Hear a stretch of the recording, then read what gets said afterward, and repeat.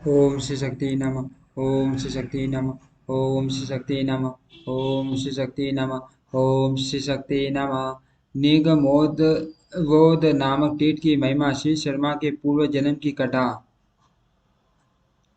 नारद जी कहते हैं, राजन, यह बात सुनकर श्री शर्मा के मन में बड़ा संदेह हुआ और उन्होंने अपने सत्यवादी पुत्र विष्णु विष्णु शर्मा से पूछा, बेटा, मैं कैसे समझूं कि आप पूर्व जन्म में देवताओं के राजा इंद्र थे और आपने ही यज्ञ यज्ञ करके रत्नों के द्वारा ब्राह्मणों को संतुष्ट किया था।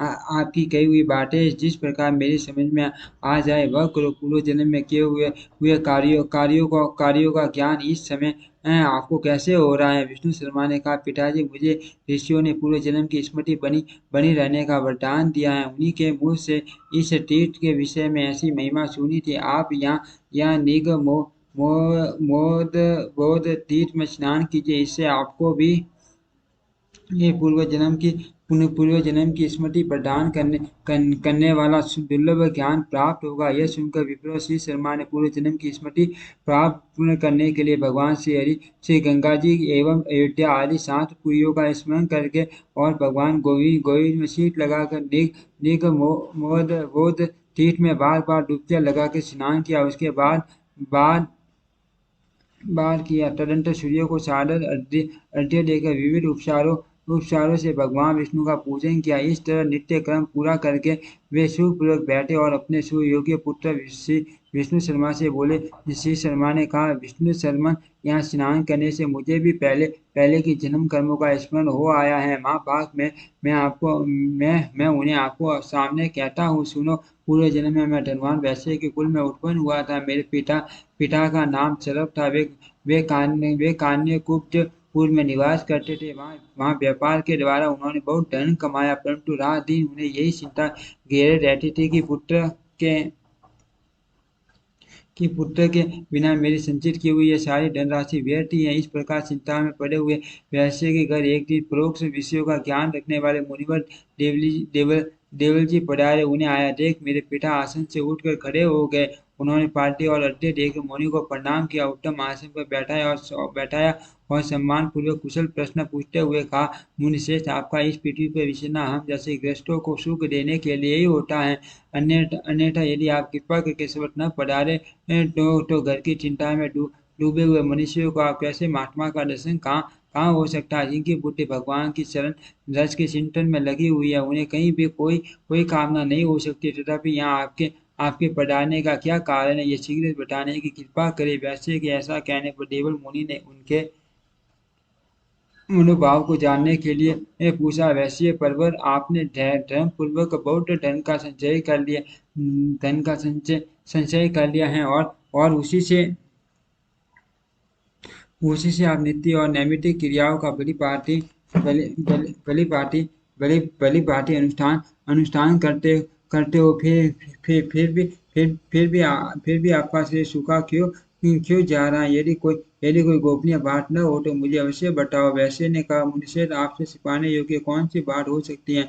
आपकी कृपा से मुझे सब प्रकार का सुख या दुख केवल एक ही बात का है कि बुढ़ापा आ जाने पर भी अब तक मेरे कोई पुत्र नहीं हुआ। आप कृपा करके ऐसा कोई उपाय कीजिए जिससे मैं भी पुत्रवान हो सकूं। आप जैसे महात्माओं के लिए इस पृथ्वी पर कोई भी कार्य असंभव नहीं है। वैश्विक श्रेष्ठ के शरभ के ये वचन सुनकर परोक्ष ज्ञानी ज्ञानी देवल जी ने आंखें बंद कर मन को स्थिर करके सन पर ध्यान किया और मेरे पिताजी को संतान की प्राप्ति होने में जो रुकावट थी उसका कारण जानकर उन्हें पुरानी बातों का याद दिलाते हुए कहा, वैसे पहले की बात है कि एक दिन आपकी धर्म पत्नी अपने मन में जो कामना की थी उसे बतलाता हो, सुनो। इसने पार्वती जी से प्रार्थना की थी कि श्री प्रिया गौरी देवी, यदि मैं गर्भवती हो जाऊं तो आपके चरण रस भोजन से संतुष्ट करूंगी।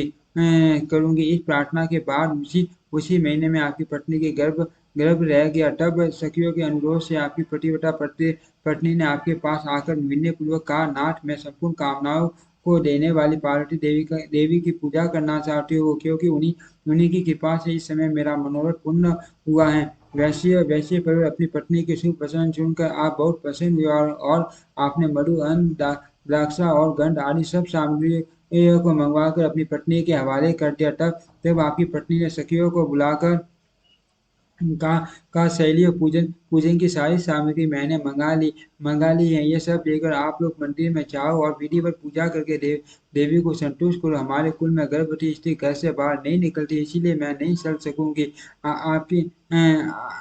आपकी लोग देवी देवी की पूजा के लिए जाओ। आप ही लोग देवी की पूजा के लिए जाओ।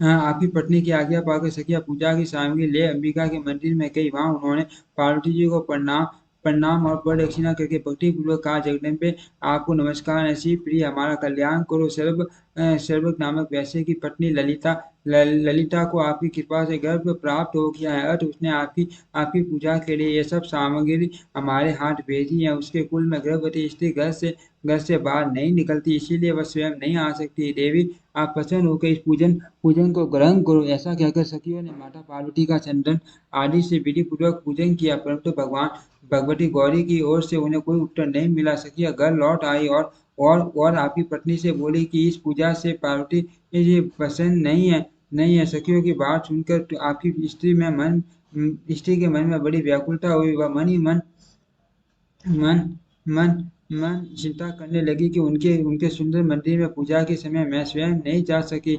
यही मेरा अपराध है। इसके सिवा दूसरी कोई ऐसी बात नहीं जान पड़ती जो उनकी उनकी अप्रसन्नता का कारण हो। जो बात बीत गई उसको तो बदलना असंभव है, किंतु मैं गर्भ से छुटकारा पाने पाने पर स्वयं भगवती की पूजा के लिए उसके मंदिर में मैं जाऊंगी। महादेव जी की पत्नी भगवती उमा को नमस्कार नमस्कार है, मेरा कल्याण करे। वैसे ने पूछा, मुने मेरी पत्नी ने जैसी प्रतिज्ञा की थी उसके अनुसार उसने पार्वती जी का पूजन किया। फिर उनकी अप्रसन्नता का क्या कारण है, यह बताने की कृपा करे।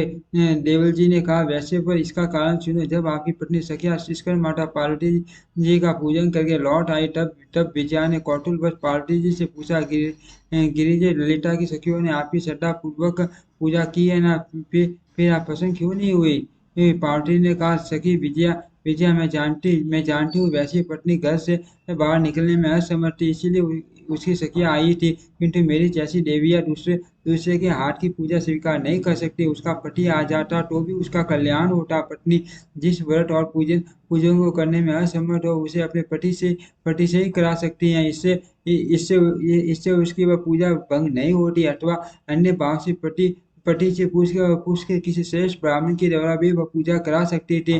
पर उसने न तो स्वयं पूजन किया और न पति से करवाया, इसीलिए उसका गर्भ निष्फल हो जाएगा। यदि दोनों पति पत्नी श्रद्धापूर्वक यहाँ आकर मेरी पूजा करेंगे तो उन्हें पुत्र की प्राप्ति होगी। होगी। वैसी आपकी संतान न होने में यही कारण है जो आपको बता दिया। जैसे पूर्व काल में महर्षि वशिष्ठ जी ने महाराज दिलीप को संतान प्राप्ति के लिए नंदिनी की सेवा बतलाई थी। उसे सुनकर राजा ने नंदिनी को संतुष्ट किया था और राजा की सेवा से प्रसन्न हुई नंदिनी ने उन्हें पुत्र प्रदान किया। उसी प्रकार आप भी पत्नी सहित जाकर भगवती पार्वती की आराधना करो, इससे वे आपको पुत्र प्रदान करेगी। ओम श्री शक्ति नमः। ओम श्री शक्ति नमः। ओम श्री शक्ति नमः।